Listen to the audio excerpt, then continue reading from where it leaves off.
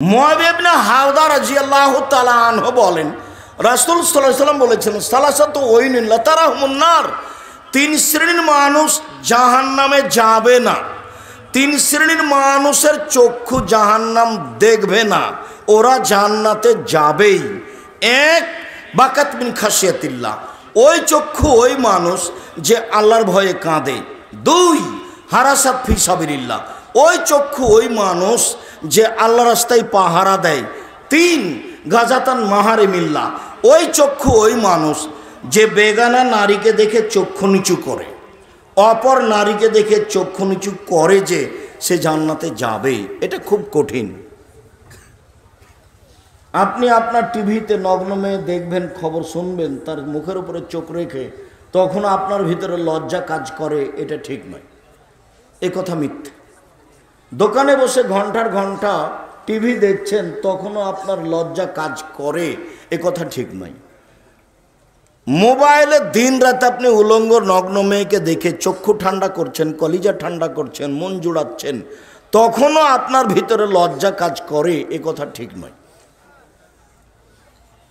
জান্নাতের মহিলারা অনেক দামি, ওদেরকে জিন কোনোদিন স্পর্শ করেনি, ওদেরকে মানুষ কোনোদিন স্পর্শ করেনি।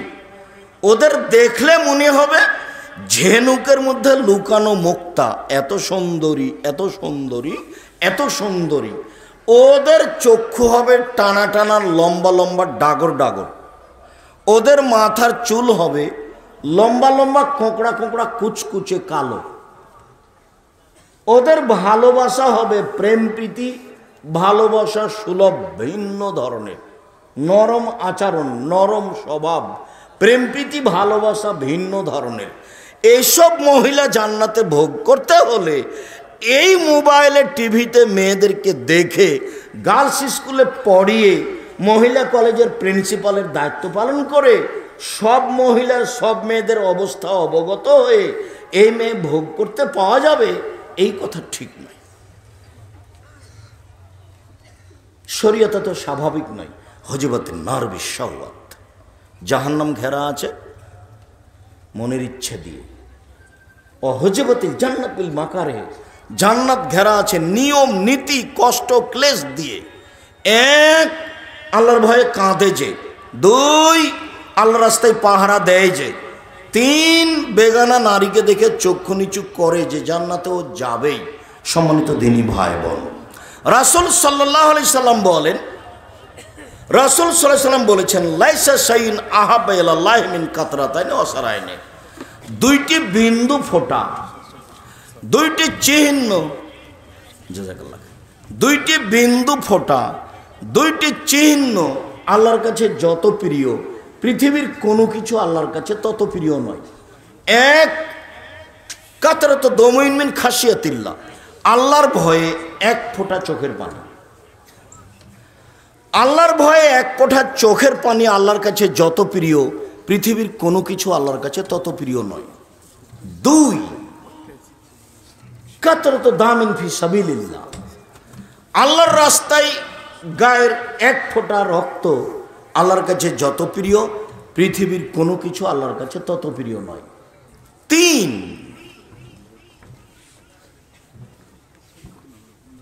আসারুন ফি ফারিজাতিন মিন ফারাইজিল্লাহ, আল্লাহর রাস্তায় ইবাদত করে হাতে পায়ে কপালে যে দাগ হয়, চিহ্ন, কপালে দাগ, হাঁটুতে দাগ, টাকনোতে দাগ, এগুলো আল্লাহর কাছে যত প্রিয়, পৃথিবীর অন্য কিছু তত প্রিয় নয়। চারটে সিরিয়ালে আছে, এক নম্বরটাই সহজ, বাকিগুলো কঠিন। এক, আল্লাহর ভয়ে এক ফোঁটা চোখের পানি। দুই, আল্লাহর রাস্তায় এক ফোঁটা গায়ের রক্ত। তিন, আল্লাহর রাস্তায় কেটে যাওয়া ফেটে যাওয়া দাগ। চার, ইবাদত করতে করতে কপালে হাঁটুতে টাকনুতে দাগ। এই চারটা জিনিস আল্লাহর কাছে যত প্রিয়, পৃথিবীর কোনো ইবাদত আল্লাহর কাছে তত প্রিয় নয়, তার এক ফোঁটা চোখের পানি। সম্মানিত দিনী ভাই বোন, রাসূল সাল্লাল্লাহু আলাইহি সাল্লাম বলেন, লাইসা শাইউন আকরামা ইনদাল্লাহি মিনাদ দুআ, চাওয়া কাজটা আল্লাহর কাছে যত প্রিয়, পৃথিবীর কোনো কাজ আল্লাহর কাছে তত প্রিয় নয়। চাওয়া মাল্লাম ইয়াসাল্লাহ একদাব আলাইহে, যে আল্লাহর কাছে চায় না তার উপরে আল্লাহ অসন্তুষ্ট হন। রাসূল সাল্লাল্লাহু আলাইহি সাল্লাম বলেন, মান শাররাহু ইয়াস্তাজিবাদ দুআ ফি সাদাইন ফায়ুকসিরুদ দুআ ফির রাখায়, যে চায় যে আমি বিপদে পড়েছি আল্লাহ আমার দোয়া কবুল করুক, তাহলে সে যেন ভালো অবস্থায় বেশি বেশি দোয়া করে। যখন আপনি চাইবেন আপনার চোখের পানি থাকবে, তখন আল্লাহর কাছে দুইটা প্রিয় কাজ একসাথে জমা হয়ে যাবে। এক, আল্লাহর ভয়ে চোখের পানি। দুই, চাওয়া। কথাটা আবার বলি, একটু বেখিয়াল হয়েছেন মনে হয়। এক, আল্লাহর ভয়ে চোখের পানি। দুই, আল্লাহর কাছে চাওয়া। আল্লাহর কাছে চাওয়া কাজটা আল্লাহর কাছে সবচেয়ে প্রিয়। মানুষের গতির সাথে আল্লাহর গতিবিধির মিল নাই। মানুষকে গিয়ে যদি বলেন, ধনী মানুষকে, যে আপনি তো মানুষকে সহযোগিতা দান কর্য দিয়ে থাকেন, আমার একটা ছেলে হাত ভেঙে গেছে, বিপদে পড়েছি, একটু 10,000 টাকা কর্জ দেন, তো 5 বার বলার পরে দিল। 10 দিন পরে যদি আবার যান, তাহলে বলবে কি ব্যাপারে, তোর জন্য কি টাকসাল বানিয়ে রেখেছি, এরকম একটা কিছু বলবে, মন খারাপ করবে। আর আল্লাহর কাছে যতবার বলবেন তত ভালো, যত বলবেন তত ভালো। আল্লাহ রাসূল বলছেন, আলাইকুম বিকিয়ামিল লাইল ফাইনাহু দাবুস সালিহিনা ক্বাবলাকুম, পৃথিবীর মানুষ তোমরা আল্লাহকে রাতে ডাকতে শিখো, ইবাদত করতে শিখো রাতে। এইটা ছিল অতীতের নবী রাসূল সিদ্দিক শুহাদাদের কাজ, এটা ছিল অতীতের পরহেজগার মানুষের কাজ। রাতে উঠে যখন আপনি আল্লাহর কাছে চাইবেন কান্নাকাটি করে, তখন আপনার কথাটা কবুল হয়ে যাবে। সম্মানিত দিনী ভাই বোন, আমি আপনাদেরকে আল্লাহ ভীতির উপরে আলোচনা রেখে বলতে চাচ্ছি, আল্লাহ ভীতি অন্তরে নিয়ে আসার চেষ্টা করেন, নির্জনে কান্নাকাটি করার চেষ্টা করেন, নিজের প্রয়োজনীয় কথা এই সময় আল্লাহকে বলতে শিখুন, ইনশাআল্লাহ কবুল করবেন। আল্লাহ আমাদের যারা মারা গেছে তুমি তাদের কবরের শাস্তি মাফ করো, আমরা যারা অসুস্থ তুমি তাদের আরোগ্য দান করো, আমরা যারা বেঁচে আছি তুমি তাদেরকে তোমার রাসূলের পদ্ধতি অনুযায়ী চলার তৌফিক দান করো, আমরা যেন তোমার ভয়ে কান্নাকাটি করি এই তৌফিক তুমি দান করো। আর বাহিরে মনে হয় মাসুম আছে, গাড়িতে বই আছে, বই পুস্তকগুলো নিয়ে যাবেন সবাই। এই পর্যন্ত বলে সকলের জন্য কল্যাণ কামনা করে আপাতত আজকের মতো কথা এখানে শেষ করলাম।